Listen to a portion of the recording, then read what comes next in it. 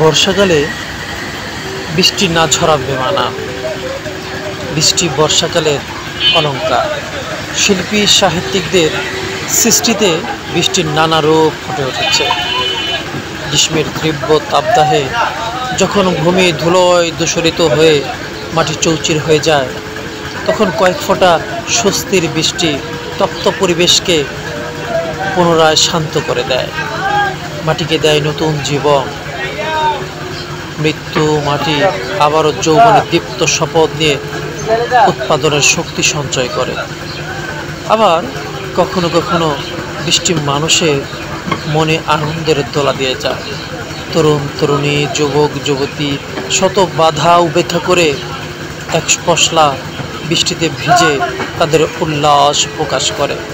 বৃষ্টি বাদলার দিনে মানুষের নিয়মিত খাদ্য তালিকায় পরিণত আসে। সরষে ইলিশ, গরুর গোস্ত দিয়ে ভুনা খিচুড়ি, আরও কত শত নতুন আইটেমের খাদ্য তৈরি গৃহিণীদের ব্যস্ত হয়ে যায়। কখনো কখনো বৃষ্টিতে বরণ করতে মানুষের বিভিন্ন সংস্কার পালন করে। সময় মতো বৃষ্টি না হলে ইসলাম ধর্ম মতে মুসলমানরা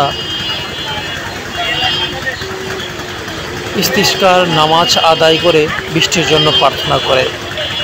ব্যাঙের বিবাহ দিয়েও অনেকে বৃষ্টি প্রার্থনায় মগ্ন হয়।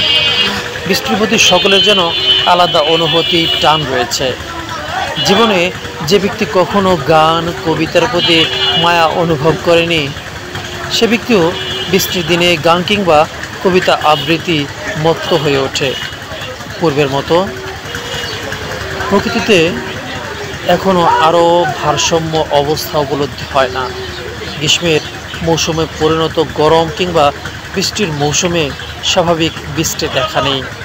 আবহাওয়া ও জলবায়ু পরিবর্তনের ফলে 6 ঋতু বাংলাদেশেও গ্রীষ্ম অসহ্য গরম এবং বর্ষায় নির্ঝন বৃষ্টি জনজীবনকে দুঃসহ করে তোলে।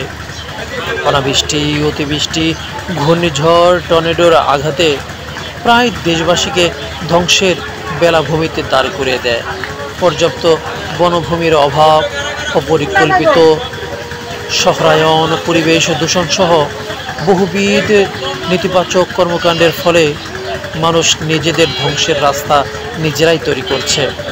বৃষ্টি বাদল অনেকের জন্য সুখের বাঞ্ছনা সৃষ্টি করলেও অনাহারে অর্ধাহারে রাখে দেশের দিনমজুর শ্রেণীকে, যারা দিনের আয় দিয়ে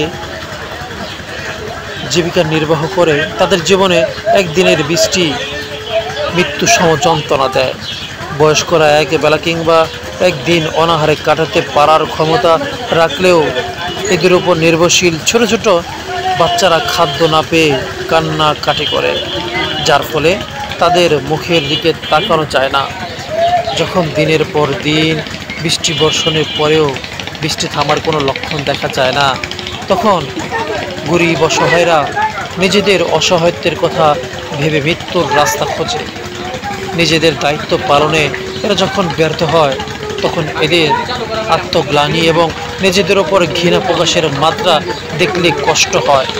বর্তমান বাংলাদেশে অপরিকল্পিত শহরায়নের ফলে একদিনের বৃষ্টিতে জলাবদ্ধতার সৃষ্টি হয় এবং দৈনিক মজুর শ্রেণীর আয়ের সকল পথ বন্ধ হয়ে যায়।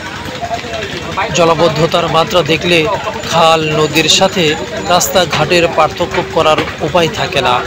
বর্ষা মৌসুমের শুরুর দিকে অতিবৃষ্টির ফলে সৃষ্ট জলাশয়তা মাসব্যাপী বা আরও দীর্ঘ সময় স্থায়ী হয়। তখন সমাজের মজুর শ্রেণীর মানুষ যেমন খাদ্যভাবে ভোগে, তেমনি দূষিত পানি পান করার কারণে পানিবাহিত রোগে আক্রান্ত হয়ে মৃত্যুমুখে পতিত হয়। জলাবদ্ধতা নিরসনে সরকার হাজার হাজার কোটি টাকা কয়েকটি প্রকল্প গ্রহণ করেছে। এ সকল প্রকল্পের মাধ্যমেও জলাবদ্ধতার সমস্যা নিরসন করার সম্ভব হবে কি না তা নিয়ে অনেকেই সন্দেহান। এ সন্দেহের পেছনে কতগুলো যৌক্তিক কারণও আছে। আর্থিক দুর্নীতি, রাজনৈতিক শ্রেণীর স্বার্থ রক্ষা, পরিকল্পনার অভাবে পূর্বে গৃহীত অনেকগুলো প্রকল্পই মুখ থুবড়ে আছে। অনেকের ক্ষেত্রে রাষ্ট্রের অর্থ অপচয় হলেও কাজের কাজ কিছুই হয়নি। বাংলাদেশের সংবিধানের কল্যাণ রাষ্ট্র বলা হলেও অর্থনৈতিক অগ্রসরতার কারণে জনগণের সার্বিক দায়িত্ব রাষ্ট্র এখনও গ্রহণ করতে পারেনি। পুঁজিবাদী সমাজ ব্যবস্থা একজন অঢেল সম্পদের মালিক হচ্ছে অন্যজন ভুখা থাকছে। বিশেষ করে প্রাকৃতিক দুর্যোগকালীন সময়ে দেশের প্রায় 7 কোটি মানুষকে চরম সমস্যার সম্মুখীন হতে হয়। ধনীদের কাছে একটি বৃষ্টির দিন আনন্দের উৎসবে পরিণত হলেও গরিবের কাছে এই দিনটি অভিশাপ। বর্ষার সৃষ্টি চরম জলাবদ্ধতা, গরিব দিন মজুররা বেকার হয়ে যায়। জীবিকা নির্বাহের ব্যাপারে তাদের ভোগান্তির সীমা থাকে না। কাজেই সরকার যদি দ্রুত পদক্ষেপ গ্রহণের মাধ্যমে জলাবদ্ধতা নিরসন এবং দুর্যোগকালীন সময়ে দিনমজুরদের বিকল্প কোনো কর্মক্ষেত্র তৈরি করে দেয়, তবে তা একটি মহৎ কর্ম হিসেবে সৃষ্টি হতে পারে।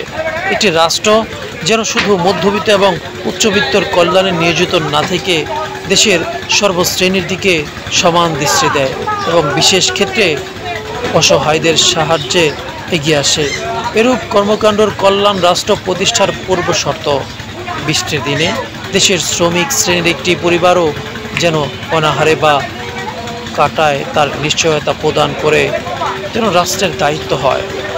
বৃষ্টি যেন সকলের জন্য আশীর্বাদ হয় এবং আনন্দের উপলক্ষ হয়। বৃষ্টি যেন কারো সর্বনাশ আবার কারো পৌষ মাস না হয়। ধন্যবাদ। আসসালামু আলাইকুম।